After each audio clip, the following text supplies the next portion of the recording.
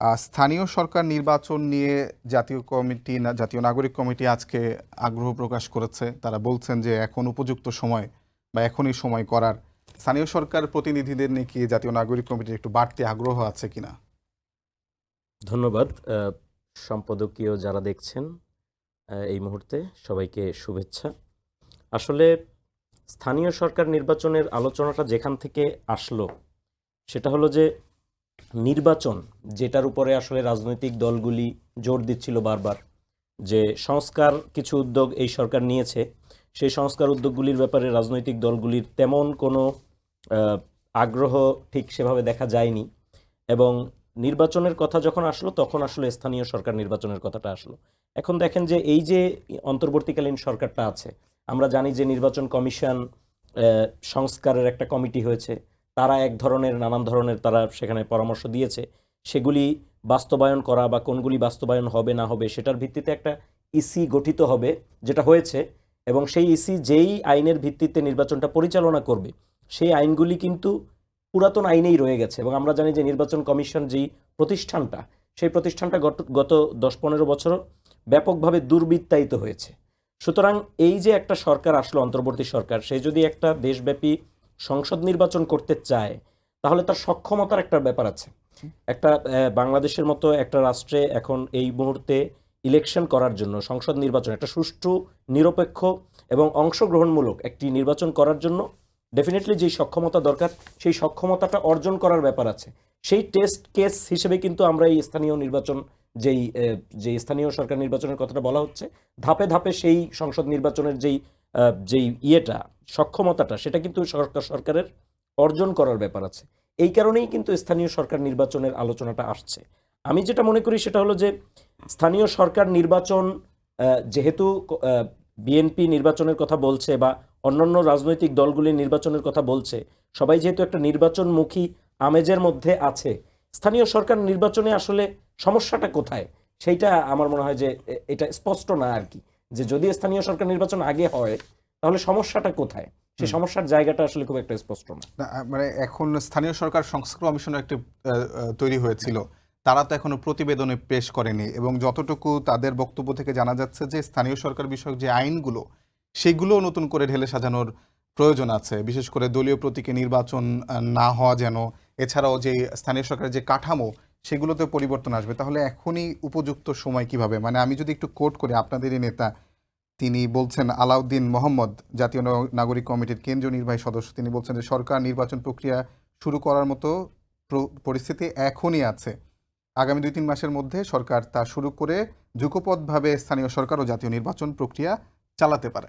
কেন এখনই উপযুক্ত সময় বা মনে হচ্ছে আপনাদের কাছে? না, আসলে আমরা কিন্তু শুরুর থেকে সংস্কারটাকেই প্রাধান্য দিয়েছি, নির্বাচনটাকে আমরা প্রাধান্য দেই নেই আমাদের নীতিগত জায়গার থেকে।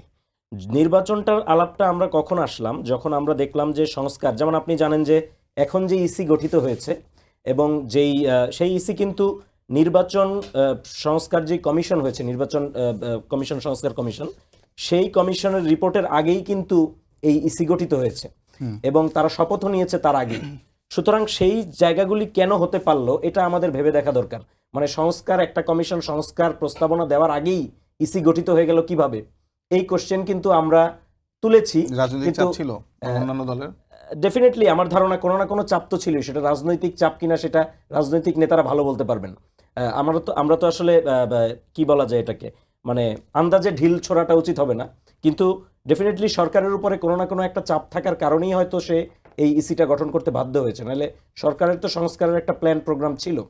আমরা কিন্তু নির্বাচনের কথাটা এখন বলছি সেই জায়গার থেকে, এবং স্থানীয় সরকার নির্বাচন যেটা বলা হলো যে হ্যাঁ আমরা স্বাগত জানাই যদি নির্বাচন সংস্কার কমিশনের রিপোর্ট, সংবিধান সংস্কার কমিশনের রিপোর্ট, সেগুলি সবকিছু বাস্তবায়ন করে বা সেগুলির প্রেক্ষিতে যদি পরবর্তীতে নির্বাচনের প্রস্তুতি নেয় সরকার, আমরা সেটাকে স্বাগত জানাই, সেটাতে কোনো সমস্যা নেই। আমি প্রশ্ন দিয়েই পাপিয়া আপা আপনার কাছে প্রশ্ন করতে চাই যে এটা টেস্ট কেস হিসেবে তারা বলতে যাচ্ছেন যে নির্বাচন কমিশন এটা টেস্ট কেস হিসেবে তারা স্থানীয় সরকার নির্বাচনকে আগে রোল ওভার করা বা রান করানোর চেষ্টা করতে যাচ্ছেন। আপনার কি এটা টেস্ট কেস না, হিসেবে এটা আপনার টেস্ট মনে কেস হয়? হিসেবে আমার মনে হয় না, এটা কালক্ষেপণ এবং একটু দীর্ঘমেয়াদী সময় পাওয়ার জন্য জাস্ট নিজ থেকে শুরু করতে চাচ্ছে। এই কারণে যেহেতু এই বর্তমান যে সরকার, এই সরকার যে আন্দোলনের মাধ্যমে রাষ্ট্রীয় ক্ষমতা অধিষ্ঠিত হয়েছে এবং দীর্ঘ 15 বছর অনির্বাচিত এবং জগদ্দল পাথরের মতো চেপে থাকা যে একটা অপশাসন মুক্ত বাংলাদেশ হয়েছে এবং 15 বছরের আন্দোলন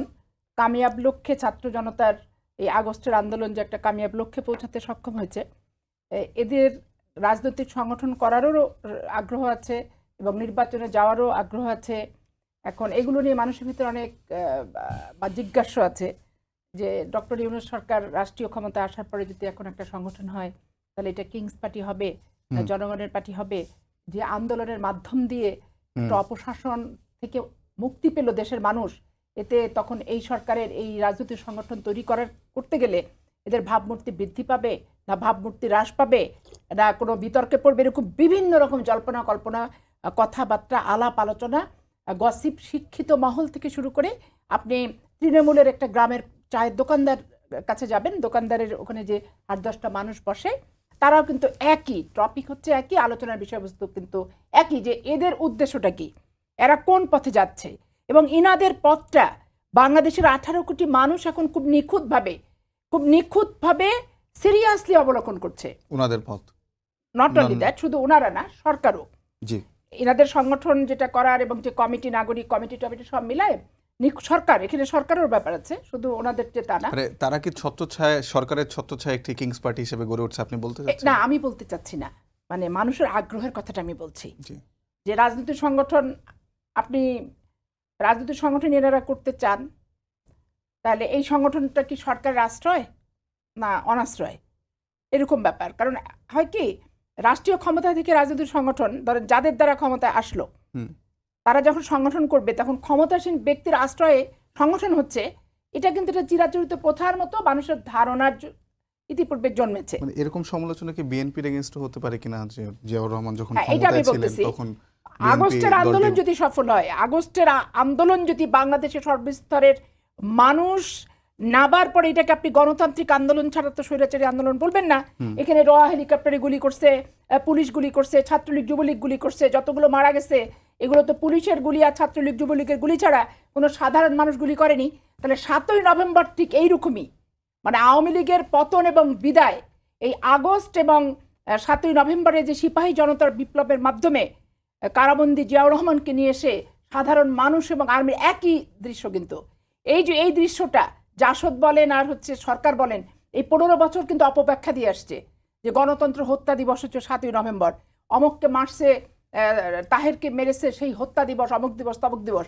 কিন্তু আপনি 7ই নভেম্বরের প্রেক্ষাপট আওয়ামী লীগের দুঃশাসনের বিরুদ্ধে আর এই বর্তমান আগস্টের প্রেক্ষাপট আওয়ামী লীগের 15 বছর দুঃশাসনের বিরুদ্ধে, সেম টু সেম, এখানে বিকৃত করার আর কোনো সুযোগ থাকছে না। মানে তার মানে বিএনপিও 7ই নভেম্বরের পরে যে দলটি মানে গঠিত হলো, এটা নিয়ে তো কথা আছে, অনেকেরই কথা আছে, যেটা কি সেটার সঙ্গে যে নাগরিক কমিটির পার্থক্য করা যায়, মানে আপনাদের পক্ষ থেকে সমালোচনাটি কি যুক্তিযুক্ত হবে কিনা? আপনাকে আমি একটা কথা বলি, এটা আমার ব্যক্তিগত সমালোচনার কথা আমি কিন্তু বলিনি। আমি বলেছি যে গ্রামগঞ্জ শুধু না, একবারে উচ্চবিত্ত থেকে শিক্ষিত থেকে সুশীল সমাজ থেকে সবার মানুষের একটা কিউরিসিটি, একটা উৎসাহ, কি হতে যাচ্ছে, কি হবে, এরা যে দল গঠন করবে দলটা কি তাহলে এই সরকারের ছত্রছায়া হবে না কি, মানুষের প্রশ্ন, সেটা আমি বলেছি। এবং মানুষ খুব তীক্ষ্ণ দৃষ্টিতে অবলোকন করছে, সেটা আমি বলেছি। এটা আমার কোনো অভিপ্রায় না, আমার কোনো অভিব্যক্তিও না, আর আমি এই ব্যাপারে অভিব্যক্তি রাখতে চাই না, কারণ সামনে যেটা আসবে, যেটা হবে, সেটা তো আমি প্রত্যক্ষ করব। তো প্রত্যক্ষ যে আমার এত অধৈর্য আমি নই। 15টা বছর যখন আমি আন্দোলন করে ধৈর্যশীলতা দেখাতে পেরেছি, 80-র দশকে এরশাদ বিরোধী আন্দোলন করে 9 বছর যখন আমি ধৈর্য দেখাতে পেরেছি, আলটিমেটলি 2টা আন্দোলনে তো আমি গণতন্ত্রের মুখ দেখেছি।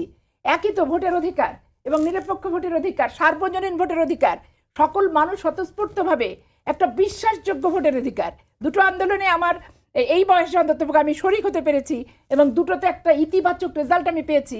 এটা আমার জীবদ্দশা, আমি মনে করি আমি অনেক সৌভাগ্যবতী একটা রাজনৈতিক কর্মী কি একটা বাংলাদেশের নাগরিক। দুটাতে আমি পজিটিভ রেজাল্ট দেখে কিন্তু আমি গেছি। আমি মানে হতাশা নিয়ে আমাকে পৃথিবী বিদায় হতে হয়নি, কি আমার প্রত্যাশিত বাংলাদেশ আমি দেখে যেতে পারলাম না এই বলে আমার জীবনের শেষ হয় নাই। এটা আমি মানে আল্লাহর কাছে আমি শুকরিয়া জ্ঞাপন করি। আমি বাংলাদেশের প্রেক্ষাপটে স্থানীয় সরকার নির্বাচন প্রসঙ্গে এখন স্থানীয় সরকার নির্বাচনে আপনি যেটা আসছে এটা কালক্ষেপণ মানে আমি মনে করছিলাম, আমার ব্যক্তিগত যেটা ধারণা ছিল যে যেহেতু উপদেষ্টা মণ্ডলীরা অনেকেই মামলার আসামি, অনেককেই রাত 9টায় 6 তলা পর্যন্ত ওঠা লাগছে, অনেক আজে বাজে কথা শোনা লাগছে। সারা জীবনে যেটা সম্মুখীন হওয়ার কথা ছিল না ডক্টর ইউনূসের, সেটার সম্মুখীন এই সরকার করেছে। অনেক অশালীন অসভ্য কথা, আমরা রাজনীতি করি চামড়া মোটা হয়ে গেছে, হজম করে ফেলি, আমাদের একরকম। কিন্তু ইনারা তো সে রাজনীতির সাথে সংশ্লিষ্ট না। এরা বিভিন্ন ইস্যু ভিত্তিক, বিষয় ভিত্তিক মানে বিশেষজ্ঞ এক একজন, কেউ পরিবেশের, কেউ আইনের, কেউ গ্রামীণ ব্যাংক একটা প্রতিষ্ঠানের, ঠিক আছে, কেউ অধিকারের, বিষয়ভিত্তিক সব। তো তাদেরকে যখন একটা অবৈধ সরকার, অনির্বাচিত সরকার রাজনৈতিক হেনস্থার শিকার করে, তখন তাদের ভিতরে যে প্রতিক্রিয়াটা, যে হচ্ছে ক্ষোভটা, যে বহিঃপ্রকাশটা, সেটা তো তাদেরকে যে করেছে হেনস্থা শিকার, দেশের মানুষ কিন্তু বহিঃপ্রকাশটা দেখাই দিছে, যেটা যথার্থ হয়নি তাদেরকে হেনস্থা শিকার করাটা। আজকে একটা বিশ্ববিদ্যালয়ের শিক্ষক, সে একটা সত্য কথা বলবে, নির্যাতিত সপক্ষে থাকবে, যারা নির্যাতন করেছে নির্যাতনকারীর বিপক্ষে তার অবস্থান থাকবে, তার জন্য তার বাসায় পুলিশ যাবে কেন, এটাও কিন্তু মানুষ মেনে নেয়নি। আসিফ নজরুলের বাসায় যখন পুলিশ গেছে, সে বাসায় যখন রাত্রে থাকতে পারছিল না, সেটা কিন্তু দেশের মানুষ মানেনি, তাই না? এখন যে পরিস্থিতি, সবচেয়ে সেন্সিটিভ জায়গায় আছে হচ্ছে বর্তমান সরকার আর এই নাগরিক কমিটির এদের সংগঠনটা, যারা এই যে বৈষম্যবিরোধী ছাত্র আন্দোলনের সাথে যারা জড়িত। এখন এমন অনেক সাংবিধানিক জটিলতা আছে, যেটা নির্বাচিত সরকার ছাড়া এই সরকারকে সারা বিশ্ব যদি অনুমোদন দেয়, পাশ করা সম্ভবপর না। সাংবিধানিক জটিলতা আছে তো, কিছু আছে না? তা এখন আগে হবে না পরে হবে। আমার কথা, আমি মনে করছি আমাদের সংস্কার কোথায় কি বিষয় করবে, এদের আগের থেকে একটা পরিকল্পনা আছে এবং গোছানো সাজানোই আছে। বিভিন্ন রাজনৈতিক সংগঠনকে ডাকবে, বসবে, 1 দফা হলে 10 দফা মত বিনিময় করবে, করে একটা সংস্কারের প্রস্তাব নিয়ে একবারে টেকসই, আধুনিক এবং বাংলাদেশের গণতন্ত্র, নির্বাচন, আইন, বিচার এবং শাসন বিভাগ নিয়ে 100 বছরে কেউ যাতে বৃদ্ধাঙ্গুলি প্রদর্শন করতে না পারে। ভারতে দেখা নির্বাচন হচ্ছে, বাক্স চলে যাচ্ছে, নির্বাচন কমিশনের প্রতি সবাই আস্থাশীল। কংগ্রেসের সোনিয়া বলেন, তৃণমূলের মমতা বলেন, আর ওই বিজেপির মোদীর দল বলেন, সবাই কিন্তু কিন্তু বাংলাদেশে তো সেটা না, কখনোই না। 50 বছরের ইতিহাসে স্বাধীনতা উত্তর বাংলাদেশে নির্বাচনের বিধি ব্যবস্থা, নির্বাচনের কাঠামোর প্রতি যতই নিরপেক্ষ নির্বাচন হোক, 90 নির্বাচন 100% নিরপেক্ষ, তারপরে স্থূল কারচুপির স্বপ্ন দেখেছে শেখ হাসিনা ওয়াজেদ, দেখেছে, এবং সেটা নিয়ে সে দেশি বিদেশি বিভিন্নভাবে প্রচার অপপ্রচার এবং অর্থবহ নির্বাচন নয় বলে অনেক কিছু চালিয়েছে। তা আমরা চাই একবারে নিরঙ্কুশ একটা নিরপেক্ষ অবাধ নির্বাচন। তো এইটা স্থানীয় নির্বাচনের পূর্বে জাতীয় নির্বাচনটা হয়ে গেলে বিতর্কটা কম হবে, কারণ স্থানীয় নির্বাচন সরকার গঠনের নির্বাচন না, জাতীয় নির্বাচন সরকার গঠনের নির্বাচন।